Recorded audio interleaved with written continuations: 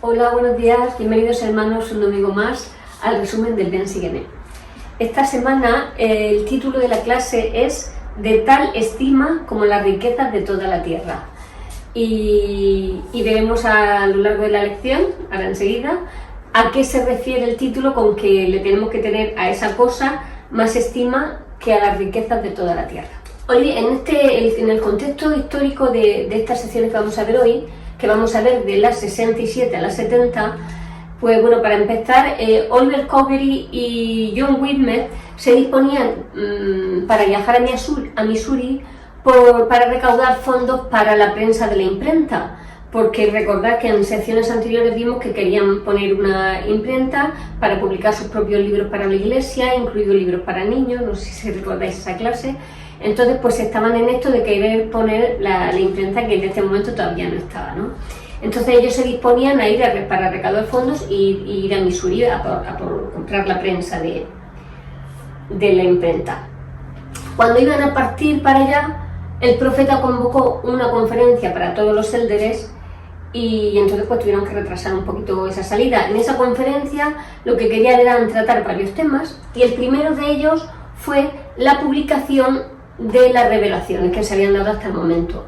Llevaban ya acumuladas revelaciones por lo menos de un año y no se habían publicado. Los miembros de la iglesia no tenían acceso a ellos y es un tema que el profeta quería tratar en esta conferencia, ¿no? Uno de ellos era esto, el publicar las revelaciones que se tenían hasta ese momento. Habían varios motivos por los que se quería publicar estas revelaciones. Uno de ellos es que, si recordáis, estuvimos hablando que Rab Booth, que había sido un pastor metodista y que se había unido a la iglesia, pero que luego se desengañó de la iglesia porque él se había bautizado porque había visto un milagro, en realidad es un testimonio de la débil, ¿no?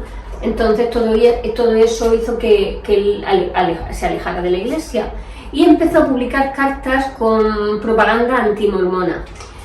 Una de las cosas que ponían en esas cartas que él publicó es que el profeta, las revelaciones que tenían eran falsas y también que las tenía ocultas esas revelaciones para el público en general.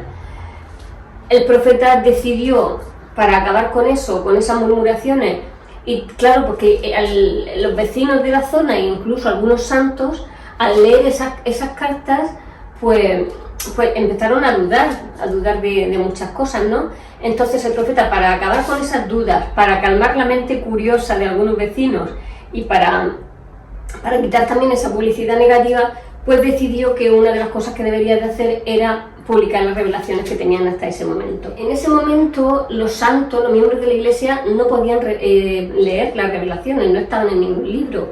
Las que habían eran porque de unos a otros se las habían ido pasando y eran copias que se hacían manuscritas, sobre todo los que habían recibido llamamientos de misioneros. Entonces, claro, no tenían material con el que enseñar y se pedían de unos a otros las revelaciones para copiarlas. Pero claro, igual que a nosotros nos pasaría, ellos querían tener las revelaciones para leerlas por sí mismos en su casa cuando les apeteciera. Y muchos estaban ansiosos. Claro, imaginad cuando viene una conferencia, sobre todo estas últimas, que el profeta Nelson nos tiene siempre a la expectativa de ver qué dice, pues, y estamos ansiosos a ver qué dirá el profeta en esta conferencia, porque está haciendo muchos cambios.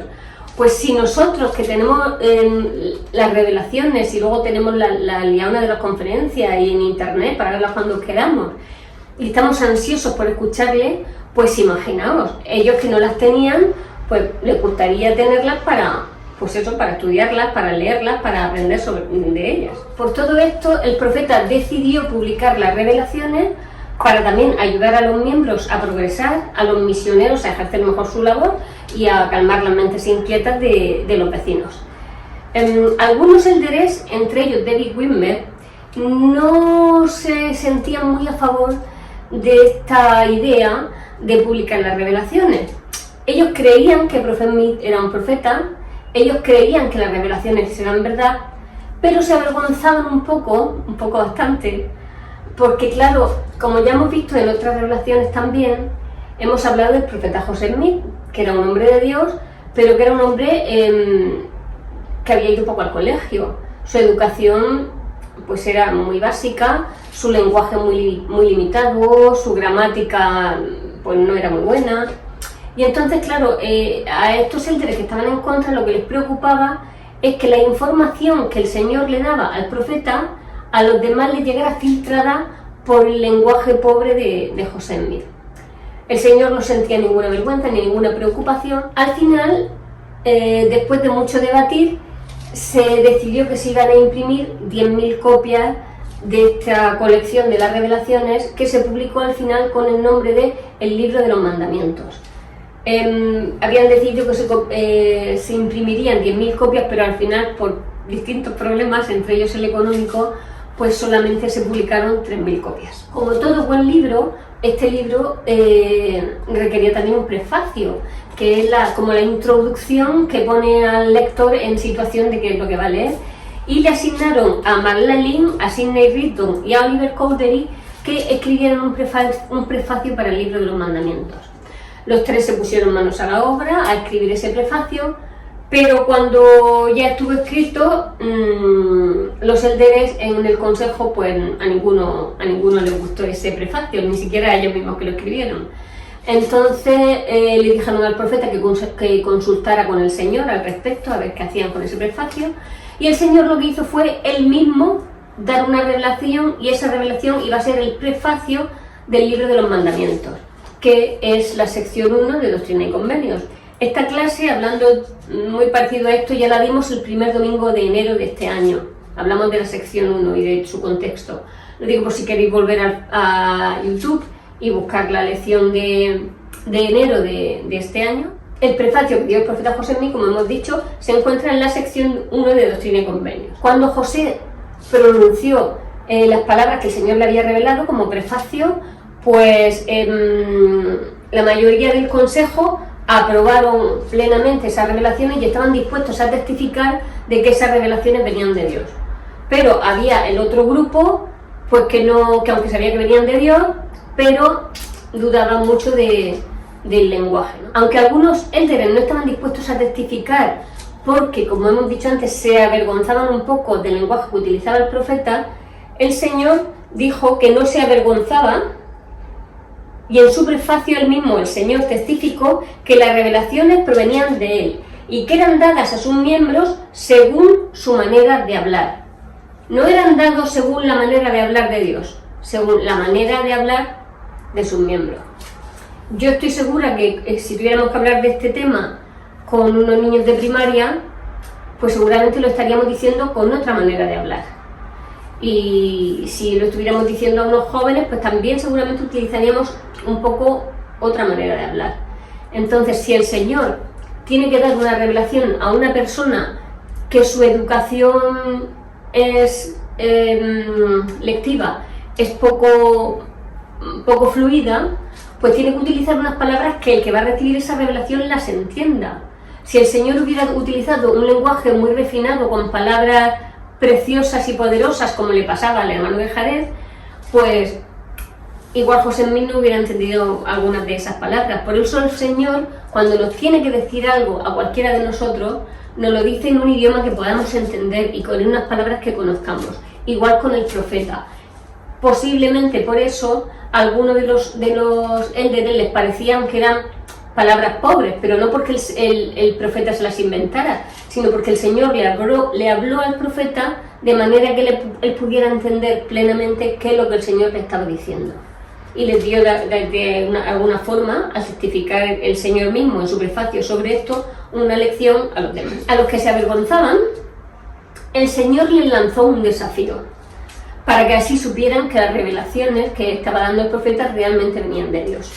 El desafío consistía en que eligieran a uno de los hombres más, dijéramos, más cultos o más letrados o que tuviera más cultura de todos los que estaban dudando o de todos los que formaban el consejo, que eligieran al más culto, al que ellos quisieran, y que éste escribiera una revelación como las que escribía José. Marlene, como él había sido maestro y era un hombre que estaba muy preparado, pues se ofreció y lo eligieron para que fuera él quien escribiera esta revelación. pero cuando acabó de escribirla y la leyeron pues él mismo y los demás, se dieron cuenta de que eso no venía de arriba, no venían de Dios, ¿no? Porque las cosas del Señor no tienen nada que ver la cultura ni el vocabulario que tengamos para expresarlo. Lo que tiene que ver es el espíritu, que nos hable o que no nos hable. Porque por muy letrados que sean, como le pasó a Manlalin, y mucho conocimiento que tengan, si no tienen el espíritu, como ya vimos también en otra clase, no enseñaremos. Y él, si no tenía el espíritu, no podía escribir una revelación, porque además el Señor no se la estaba dando. Bueno, entonces el Señor había dicho que buscaran a un hombre y que si ese hombre no era capaz de escribir una revelación, entonces todos tendrían que testificar que la revelación que había recibido era falsa y que las que había recibido el profeta eran verdaderas y venían del Señor. Eso hicieron. Al ver que no había sido capaz la persona más preparada de escribir una revelación, pues firmaron una declaración donde todos testificaban que las revelaciones que recibía el profeta venían del Señor.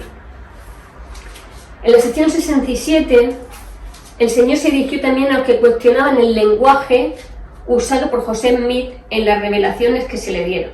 Vamos a leer en el versículo 3 de la sección 67. Dice así a estos que se avergonzaban de las palabras del profeta: os esforzasteis en creer que recibiríais la bendición que se os había ofrecido, mas he aquí, de cierto os digo que existían temores en vuestros corazones, y en verdad esta es la razón por la que no la recibisteis. Aquí dice que no recibirían la bendición que se les había prometido. No habla de qué bendiciones en las Escrituras, hoy por lo menos no he sabido encontrar ni en ningún manual qué bendición es la que se perdieron. Pero sea la bendición que sea, lo cierto es que la bendición se la perdieron porque tenían temor en su corazón, es decir, porque tenían dudas y porque les faltaba fe. El presidente Monson dijo: la fe y la duda no puede existir en la misma mente a la misma vez, porque o tienes fe o tienes dudas. Si tienes dudas, tus dudas se comerán tu fe, y si tienes fe, tu fe se comerán tus dudas. Pero las dos cosas a la vez en la cabeza no pueden estar. Entonces, aunque no sabemos qué bendición es la que se perdieron, sí sabemos por la razón por la que se las perdieron. Y era porque tenían dudas o falta de fe en su corazón.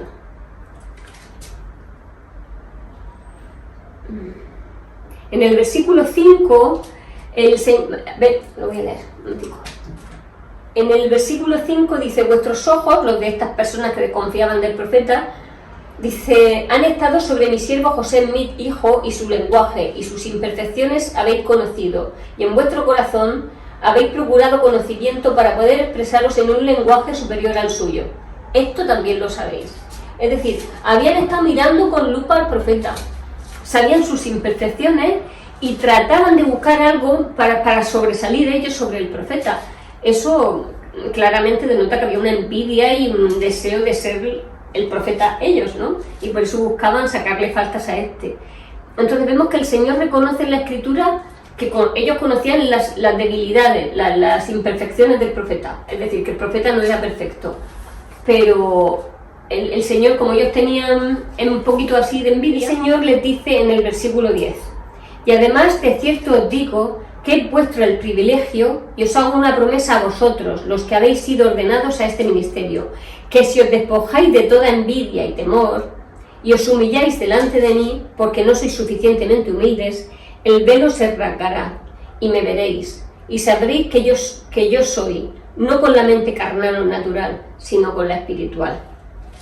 Entonces el Señor les dice que si se arrepienten y que sacan esa envidia de sus corazones y dejan de temer, pues que podrán ver al Señor. Les hace esa promesa, ¿no? Que es una promesa hermosa. Ahora vamos a pasar a la sección 68. En la sección 68 el Señor explica qué es Escritura y fue dada como respuesta a una súplica al Señor con respecto a la voluntad del Señor para 4 hombres en concreto: Orson Hyde, Luke S. Johnson, Lyman A. Johnson y William Manlalin. Estos 4 hombres querían saber cuál era la voluntad del Señor para con ellos en ese momento. y el Señor da una revelación para ellos en esta sección, y vamos a leer los versículos del 1 al 4. Mi siervo Orson Hyde fue llamado mediante su ordenación para proclamar el Evangelio sempiterno por el Espíritu de Dios. O sea, el llamamiento para Orson es proclamar el Evangelio sempiterno por el Espíritu de Dios. De pueblo en pueblo y de tierra en tierra, entre las congregaciones de los inicuos, en sus sinagogas, razonando con ellos y declarándoles todas las Escrituras. Él dice el versículo 2, y aquí, esta es la norma para todos los que fueron ordenados a este sacerdocio, cuya misión de que salgan les ha sido indicada. Esta es la norma. ¿Cuál es la norma? La que hemos visto en el versículo 1. Se predicará el Evangelio por el Espíritu de Dios. Y esa es la norma. Predicar a través del Espíritu. Y dice en el versículo 3, y esta es la norma para ellos, hablarán conforme los inspire el Espíritu Santo. Y dice el 4, y lo que hablen, cuando sean inspirados por el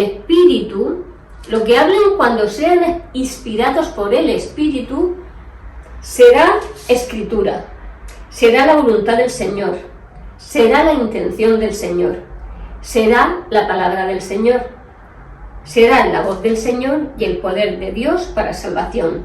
He aquí, esta es la promesa del Señor a vosotros, mis siervos. Es decir, no cada vez que hablaran ellos iba a ser Escritura, sino cada vez que hablaran por el poder del Espíritu Santo, es decir, con la norma que indica en esta sección, cuando lo hagan a través del Espíritu, eso será Escritura. El llamamiento que se le dio a Orson en el versículo 1 de que viajaría de tierra en tierra, de pueblo en pueblo, bueno, pues se cumplió literal lo que le dijeron a él. Orson visitó los estados de Nueva York, Massachusetts, Maine, Rhode Island y muchos más. En total hizo más de 3.200 kilómetros a pie. En 1837 fue enviado a una misión en Inglaterra y Alemania. Visitó el Cairo y Alejandría. En 1841 visitó el Monte de los Olivos y ofreció una oración para dedicar Palestina como tierra para el acogimiento de los judíos. O sea, que se lo recorrió todo, tal y como le había dicho el Señor, predicar de pueblo en tierra, de pueblo en pueblo, de tierra en tierra, y se cumplió literalmente lo que el Señor le había dicho. En cuanto al versículo 4, de que cuando se habla por medio del Espíritu Santo es Escritura, voy a leer algunas citas, ¿vale? Porque hay cosas interesantes en esto. El presidente Harold B. Lee describió lo que es Escritura diciendo: no se debe pensar que toda palabra que dicen las autoridades generales es inspirada, o que estos hermanos son inspirados por el Espíritu Santo en todo lo que leen y escriben, o sea, en todo lo que dicen y escriben. Si yo mal no entiendo aquí, y he buscado mucho al respecto y creo que lo he entendido, es que las autoridades generales tienen su vida propia y tienen su pensamiento propio, sus propias ideas en cuanto a distintas cosas. Eso no quiere decir que todo lo que ellos piensen o todo lo que ellos digan venga de Dios, ¿vale? El profeta José Smith dijo, un profeta es profeta cuando está actuando como tal. Es decir, cuando José Smith está con sus hijos jugando en el patio de su casa, pues es Pepe Smith jugando con sus hijos. Pero cuando está recibiendo una revelación del Señor o exponiendo una revelación que el Señor quiere que les ponga o está siendo inspirado por el Señor para hablar, eso sí son escrituras y eso lo hace como profeta. Pero luego seguramente habrá dado 1000 entrevistas en un periódico y en muchas preguntas que le hayan hecho él y otros líderes y otras autoridades generales habrán expresado su propia opinión personal con respecto a determinados temas, ¿vale? Vamos a seguir con lo que decía Harold B. Lee. No se debe pensar, como hemos leído, no se puede pensar que toda palabra que dicen las autoridades generales es inspirada o que estos hermanos son inspirados por el Espíritu Santo en todo lo que dicen y en todo lo que escriben. Tened presente esto, dice el anterior profeta. Si uno de ellos, sea quien sea, escribe o habla algo que no está entre lo que podéis encontrar en los libros canónicos, es decir, si están escribiendo, están diciendo algo que no está en ninguna de las escrituras, pues dice, a no ser que se trate del profeta, podéis decir sin vacilar que eso es una opinión personal. Y si dice algo que es contrario con lo que se encuentra en los libros canónicos, podremos saber que lo que ha dicho es falso. A no ser que en ese momento sea el profeta el que lo está diciendo y en ese momento esté recibiendo la revelación, si es algo que no está en ningún libro de escritura, ni en sus revelaciones, ni en nada, pues no estaba hablando por el poder del Espíritu Santo en ese momento. Y añade el profeta Harold Gilly, dice, sea cual sea la posición del hombre que lo diga. Entonces muchas veces tendemos a pensar, y de hecho se citan muchas veces revelaciones que son a lo mejor de 1870, de 1800, y a lo mejor lo que se estaba diciendo en aquella revelación ahora mismo ya no es así. Por ejemplo, en el Manual para la Juventud, creo que esto ya lo comenté, en el Manual para la Juventud de 1960, hace 4 días, ponía que las jóvenes no podían ir al instituto, o sea, a sus clases al colegio, con pantalones. Ahora, en el 2020-21, ya podemos entrar hasta el templo con pantalones. Y a las reuniones dominicales, si son así arreglaicos, ya se puede. Antes no, que te echaran, pero en el templo pues sí que te podían decir, hermana, ¿no tienes tú una falda? De hecho, alguna vez ha pasado. Es para sacarte ellos un vestido, me imagino, sería o algo así. Pero que las cosas cambian. Lo que en un momento es válido, cuando pasan los años, el Señor ha dado otra revelación. No es que cambie de opinión el Señor, es que aclara revelaciones anteriores o amplía la cobertura de esa información. Entonces, pues que también lo tengamos en cuenta, que no siempre para argumentar cualquier situación podemos echar mano de una revelación antigua, porque a lo mejor el Señor eso ya lo ha aclarado y ya no es así, o la pudo hacer una autoridad general en un momento determinado, a una entrevista o en un discurso que dieron en una universidad o lo que sea, pero también ellos expresan sus opiniones personales, que son opiniones personales maravillosas y son buenísimas, pero no son las declaraciones del Señor. Entonces, para resumir esto, cuando los siervos del Señor son inspirados por el Espíritu Santo, sus palabras son las palabras del Señor para toda la iglesia, si está hablando el profeta. Cuando un presidente destaca, habla inspirado por el Espíritu Santo, sus enseñanzas son escritura para los miembros de su estaca. Cuando un obispo habla inspirado por el Espíritu Santo, sus palabras son como escritura para los miembros de su barrio. Cuando nosotros le pedimos consejo a nuestro obispo, por ejemplo a nuestro presidente de estaca, y le pedimos un consejo y él nos da un consejo, pues seguramente que él va a orar y que él va a intentar con todo su corazón buscar la inspiración del Señor, pero no siempre cuando un líder nos da un consejo quiere decir que tengamos que seguir ese consejo a rajatabla. Sería maravilloso, seguro, hacerlo, pero no tenemos que ser seguidores ciegos de nadie. Según yo así lo he leído, de verdad, y me cuesta trabajo hasta decirlo. Pero es bueno que en vez de ser, ¿cómo era la palabra? Seguir ciegamente a nuestros líderes, nuestro seguimiento tenía, nuestra obediencia, hablaba de la obediencia. En vez de ser una obediencia ciega a nuestros líderes, deberíamos de tener una obediencia inteligente. Y esa obediencia inteligente es buscar nosotros también la confirmación del Espíritu Santo de esos consejos que nos esté dando un líder, ¿vale? Por favor, no quiero que se entienda, mira, no, cada vez que él hable yo voy a orar a ver si tiene razón. No. Además, solamente hay que oírlos y además, si el Espíritu nos testifica de ello, a la vez que él nos dice, nosotros estamos sintiendo el Espíritu, ahí ya que no tenemos nada que orar, ¿no? Pero el Señor espera que los que seguimos a nuestros líderes, que lo hagamos de una forma inteligente y que busquemos nuestra propia confirmación espiritual de ello. Yo quiero contaros un ejemplo, creo que hace tiempo lo comenté, pero me parece que ahora viene muy bien. Cuando hace tiempo cambiaron, no me acuerdo quién era el presidente de rama anterior, pero llamaron hace años ya, al hermano Ponce como presidente de la rama. Siempre que se huele que va a haber un cambio, siempre hay quinielas, ¿no? Pues yo creo que va a ser este, pues yo creo que va a ser el otro, pues yo creo que va a ser el hermano tal. Y yo en mi quiniela no era el hermano Ponce. Entonces cuando lo llamaron, yo dije, anda, es Pepe. Y no es que no me gustara, pero me quedé sorprendida porque yo pensaba, en aquel entonces, que yo era también muy nueva en la iglesia relativamente, pero yo había otros que yo pensaba que lo iban a hacer mejor. Pero ese día ocurrió un milagro y el Señor me dio una lección.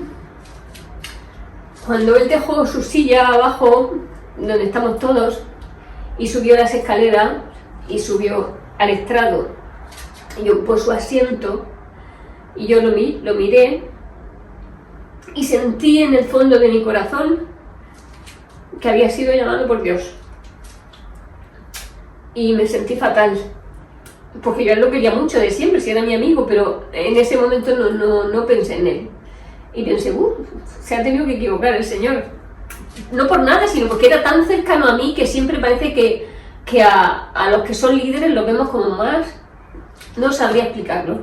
Lo que sí sé y no se me olvidará en la vida es el sentimiento que yo tuve en el corazón, que me testificó de que el Señor había puesto a ese hombre en ese sitio, que era elegido por el Señor, y después su experiencia demostró que había sido un buen presidente de rama, que se preocupaba muchísimo por la gente, siempre dispuesto a servir, y cada vez que me acuerdo de esto sufro, ¿no?, por haber tenido aquel pensamiento.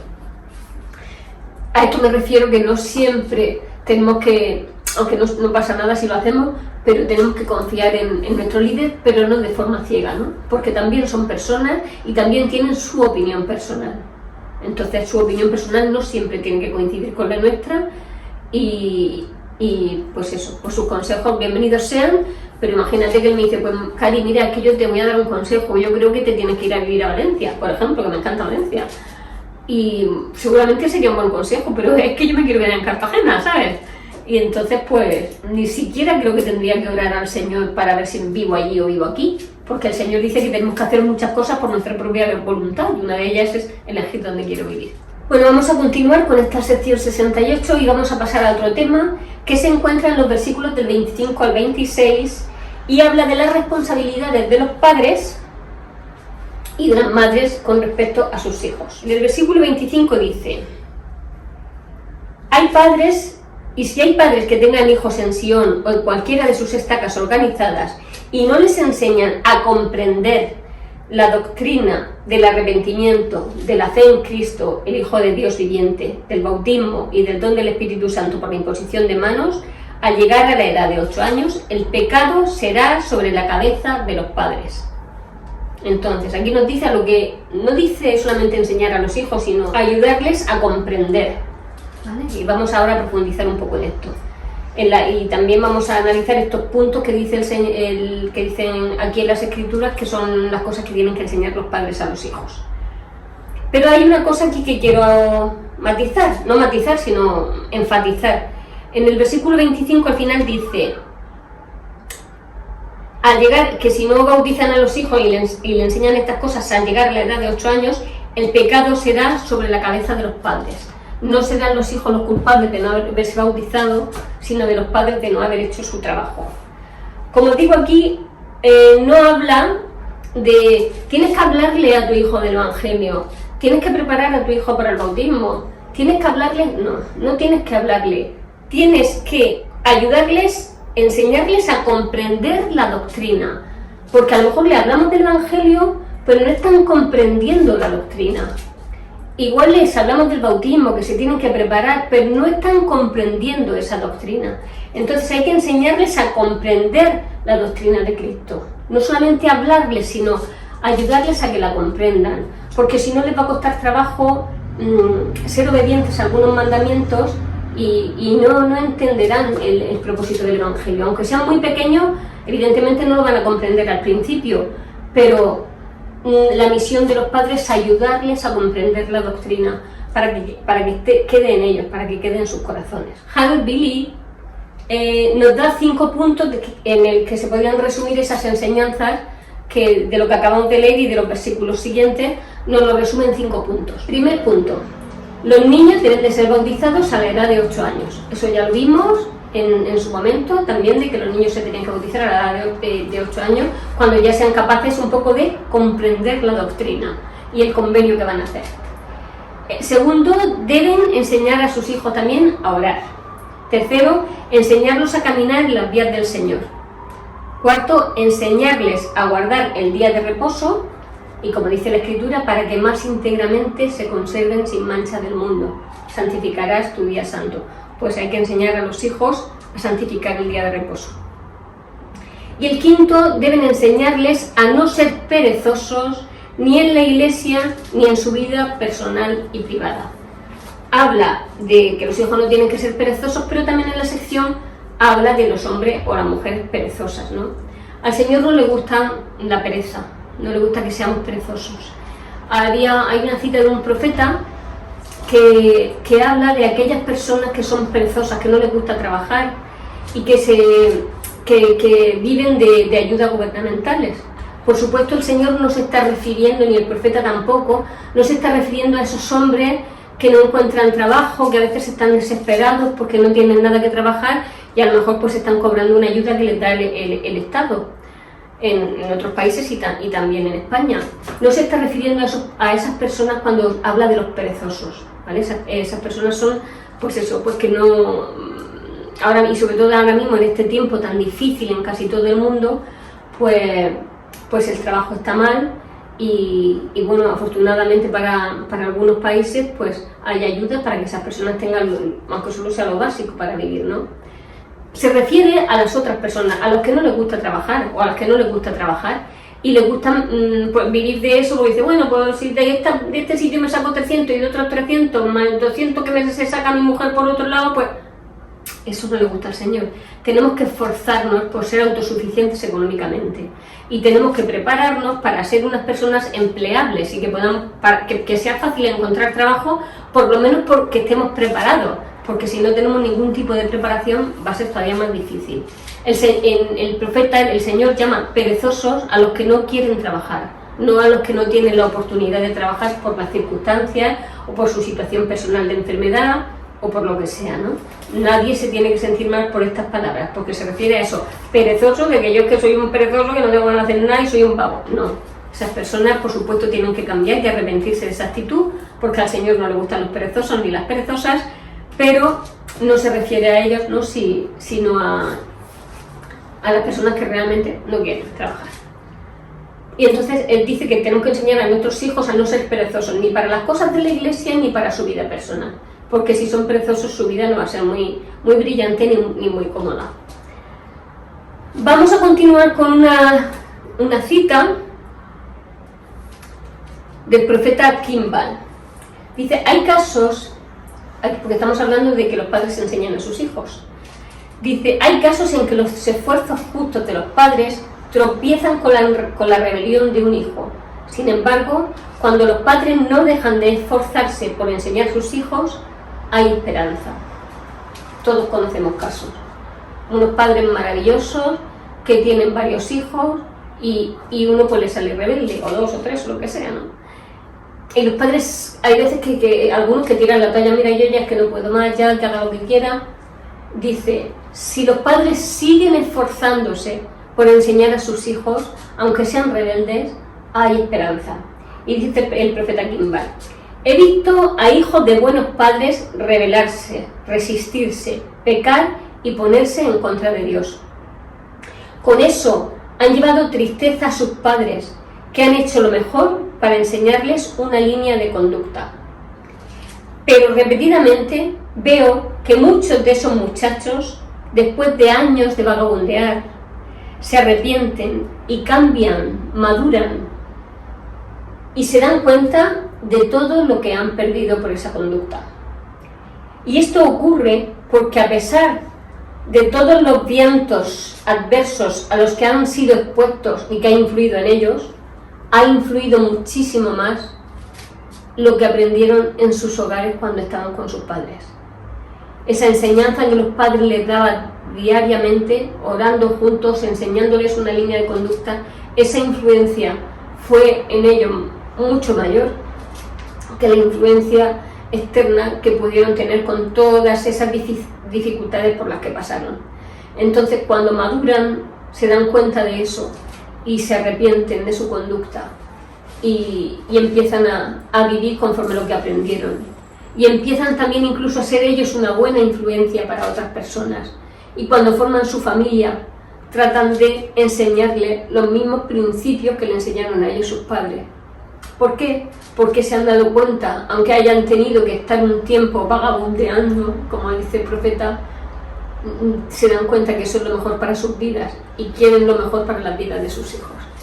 Me encanta el profeta Gimba, como hablaba ayer con mi marido, porque sí que es verdad que a veces cuando empieza a hablar parece que es duro. He visto a hijos de buenos padres rebelarse, resistirse, pecar, ponerse en contra de Dios, pero luego siempre detrás dice, pero puedes arrepentirte, el Señor te perdona, el perdón es maravilloso, el amor.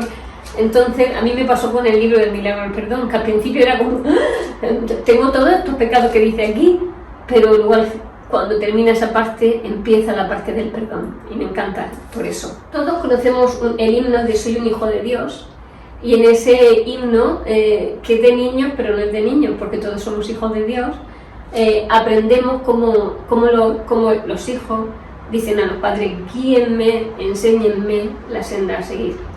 Y os dejo con el vídeo de la canción.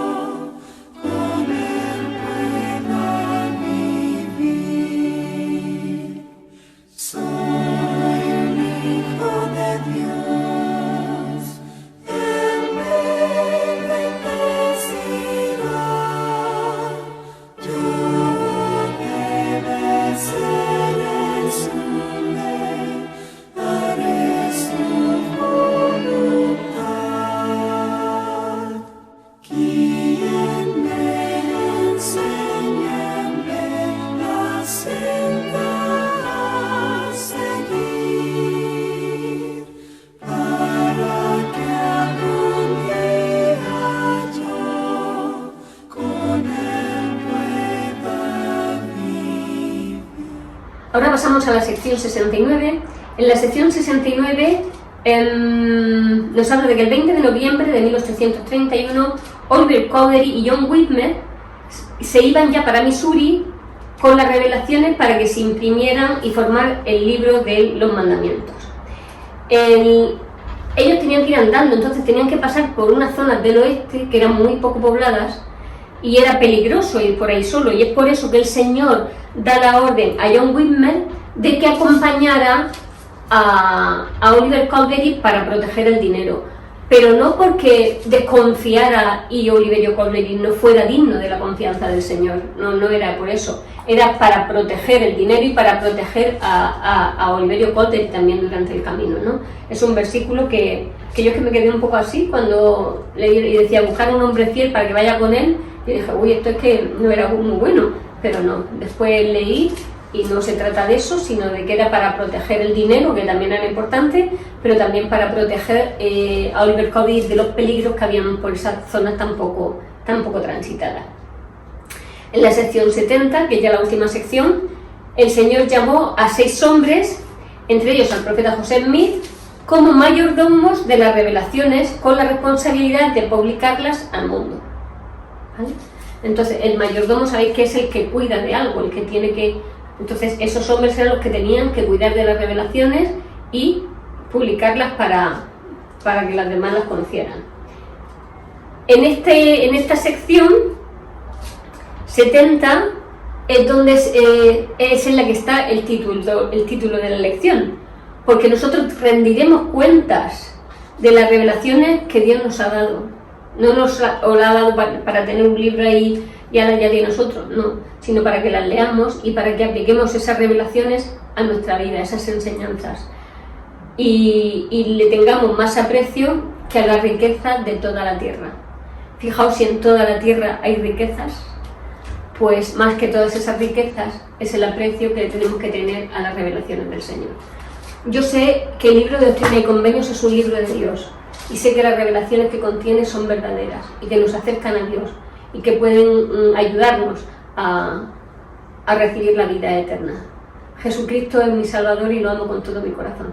En su nombre de Jesucristo dejo estas cosas. Amén.